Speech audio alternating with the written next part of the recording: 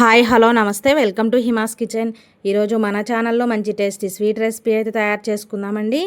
ఎప్పుడైనా స్వీట్ తినాలి అనిపించినప్పుడు ఇలా 1 కప్పు గోధుమ పిండితో ఇలా స్వీట్స్ చేయండి, చాలా టేస్టీగా ఉంటాయండి. ఈ టేస్టీ అయిన స్వీట్ని ఎలా తయారు చేయాలో చూద్దాం, వచ్చేసేయండి. ముందుగా ఒక మిక్సింగ్ బౌల్ తీసుకొని 1 కప్పు వరకు గోధుమ పిండి వేసుకోవాలి. ఇందులో 1/2 స్పూన్ వరకు సాల్ట్, ఒక 1 స్పూన్ వరకు ఆయిల్ వేసుకొని పిండిలో సాల్ట్ ఆయిల్ కలిసే విధంగా బాగా ఈ విధంగా కలుపుకోవాలి. ఇలా పిండిలో ఆయిల్ సాల్ట్ కలిసిన తర్వాత ఇందులో కొద్దిగా నీళ్ళని పోసుకుంటూ మనం పూరీ పిండిని ఎలా కలుపుకుంటామో కొంచెం సాఫ్ట్గా అలా అయితే కలుపుకోవాలండి.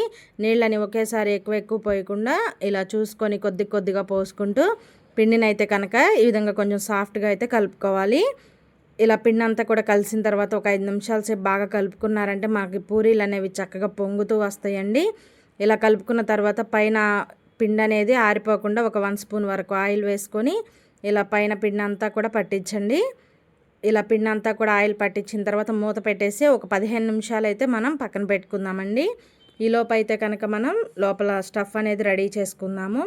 స్టవ్ ఆన్ చేసి కడాయి పెట్టుకొని ఒక 2 స్పూన్ల వరకు నెయ్యిని వేసుకోండి. మనం చేసుకునేది స్వీట్ రెసిపీ కాబట్టి కొంచెం నెయ్యి ఉంటే టేస్ట్ బాగుంటుందండి.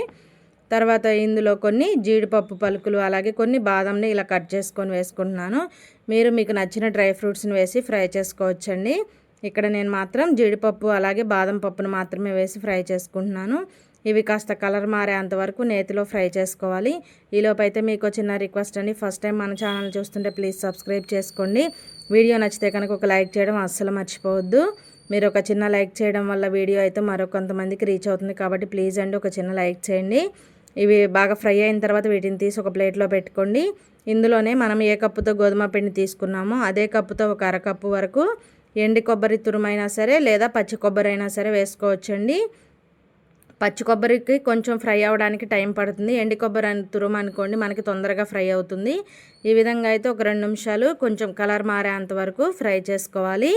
చూడండి, ఈ విధంగా కొంచెం కలర్ మారిన తర్వాత ఇందులో ఒక 2 స్పూన్ల వరకు పంచదారని యాడ్ చేసుకోవాలి.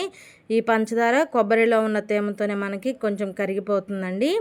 మనకి ఇలా కొబ్బరిలో పంచదార వేయటం వల్ల లోపల స్టఫ్ అనేది చప్పగా లేకుండా ఉంటుంది కాబట్టి ఒక 2 స్పూన్ల వరకు పంచదార అలాగే ముందుగా ఫ్రై చేసుకున్న ఈ జీడిపప్పు బాదం పలుకులు వేసుకోండి. తర్వాత మంచి ఫ్లేవర్ కోసం కొంచెం ఇలాచీ పౌడర్ కూడా వేసుకొని మొత్తం ఒకసారి కలుపుకుందాము. మనకి లోపల స్టఫ్ అయితే చక్కగా రెడీ అయిపోయిందండి. ఇప్పుడు దీన్ని తీసి అయితే మనం పక్కన పెట్టుకుందాము. ఇక్కడ లోపల స్టఫ్ కోసం కొబ్బరి యూజ్ చేసాం కదండి, మీరు కావాలంటే శనగపప్పు బెల్లమైనా సరే యూజ్ చేసుకోవచ్చు. తర్వాత మనం పాకం అనేది ప్రిపేర్ చేసుకుందామండి. స్టవ్ ఆన్ చేసి కడాయి పెట్టుకొని ఏ కప్పుతో గోధుమ పిండి తీసుకున్నామో అదే కప్పుతో 1 కప్పు వరకు బెల్లం వేసుకోవాలి. అలాగే ఒక అరకప్పు వరకు నీళ్ళని పోసుకోవాలి. ఏ కప్పుతో గోధుమ పిండి తీసుకున్నామో అదే కప్పుతో 1 కప్పు వరకు బెల్లం తీసుకోవాలండి. అలాగే అరకప్పు నీళ్ళని పోసుకొని ఇలా కలుపుకుంటూ బెల్లాన్ని అయితే కరిగించుకోవాలి. మనకి పాకం ఏం రావాల్సిన అవసరం లేదు. ఈ బెల్లంలో కొంచెం ఇసుక అలాగే మట్టి గడ్డలు ఉంటాయి కదండి, కాబట్టి ఇలా బెల్లం కరిగిన తర్వాత ఒకసారి ఈ బెల్లం వాటర్ని అయితే ఫిల్టర్ చేసుకుందాము.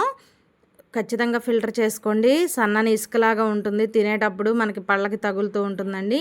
కాబట్టి ఖచ్చితంగా ఈ విధంగా ఒకసారి అయితే ఈ బెల్లం వాటర్ని ఫిల్టర్ చేసుకుందాము.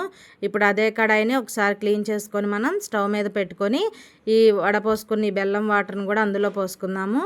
ఇప్పుడు మనకి పాకం ఏం రావాల్సిన అవసరం లేదు. ఒక 2-3 నిమిషాలు ఈ వాటర్ని మరిగించుకుంటే సరిపోతుందండి. వాటర్ ఒక 2-3 నిమిషాలు ఇలా మరిగిన తర్వాత కొంచెం ఇలా పట్టుకుంటే మనకి చేతులకి స్టిక్కీగా ఉండాలండి. అలా ఉంటే సరిపోతుంది. ఇప్పుడు ఇందులో మంచి ఫ్లేవర్ కోసం ఒక 1/2 స్పూన్ వరకు ఇలాచీ పౌడర్ వేసుకొని ఒకసారి కలుపుకుందాము. ఇలా కలుపుకుంటే మనకి ఈ బెల్లం సిరప్ అనేది రెడీ అయిపోతుందండి. ఇప్పుడు మూత పెట్టుకొని పక్కన పెట్టుకుందాము. అదే స్టవ్ మీద కడాయి పెట్టుకొని డీప్ ఫ్రైకి సరిపడా ఆయిల్ పెట్టుకుందాము. ఫ్లేమ్ని అయితే మీడియం ఫ్లేమ్లో పెట్టుకోండి. ఈ ఆయిల్ కాగేలోపు మనమైతే కనుక పూరీలను ప్రెస్ చేసుకోవచ్చండి. ఫ్లేమ్ని మీడియంలో పెట్టుకొని మనం ముందుగా కలుపుకున్న పిండి ఉంది కదండి, ఒక 2 నిమిషాల పిండిని అయితే బాగా ఈ విధంగా కలుపుకోవాలి. ఇలా కలుపుకున్న తర్వాత మనం రెగ్యులర్గా ఇంట్లో పూరీలు చేసేటప్పుడు ఎంత పిండిని అయితే తీసుకుంటామో అంత పిండిని తీసుకొని ఇలా బాల్స్ లాగా అయితే చేసుకోవాలండి. పిండి అంతటిని కూడా ఇదే విధంగా అయితే తయారు చేసుకోవాలి. చాలా టేస్టీగా ఉంటాయండి. ఎప్పుడైనా స్వీట్ తినాలి అనిపించినప్పుడు చక్కగా ఇలా ట్రై చేయండి. ఇప్పుడు వీటిని అయితే కనుక ఫ్లోర్ మీద కానీ లేదా చపాతీ పీట పైన కానీ కొంచెం ఆయిల్ అప్లై చేసుకొని మనం పూరీలు అనేవి ప్రెస్ చేసుకోవాలండి. మనం పొడి పిండి చల్లామనుకోండి ఆయిల్ అనేది ఎర్రగా అయిపోతుంది బాగా. కాబట్టి ఈ విధంగా ఆయిల్తో మనం పూరీలు చేసామంటే నూనె అనేది అస్సలు పాడవదండి. ఈ విధంగా మనం తయారు చేసుకున్న అన్నిటినీ కూడా ఇలా పూరీలాగా అయితే ప్రెస్ చేసుకోవాలి. మనం ఈ పూరీలన్నీ ప్రెస్ చేసేలోపు ఆయిల్ కూడా చక్కగా వేడవుతుందండి. ఇప్పుడు ఫ్లేమ్ని హై ఫ్లేమ్ పెట్టుకొని ఇలా పూరీలను వేసుకోవాలి. చక్కగా పొంగుతూ వస్తాయండి పూరీలు అయితే కనుక ఇలా ట్రై చేయండి. మనం వేసిన ప్రతి పూరీ కూడా చక్కగా పొంగుతూ వస్తుంది. ఈ పూరీలని మరీ ఎర్రగా అయితే కాలకూడదండి.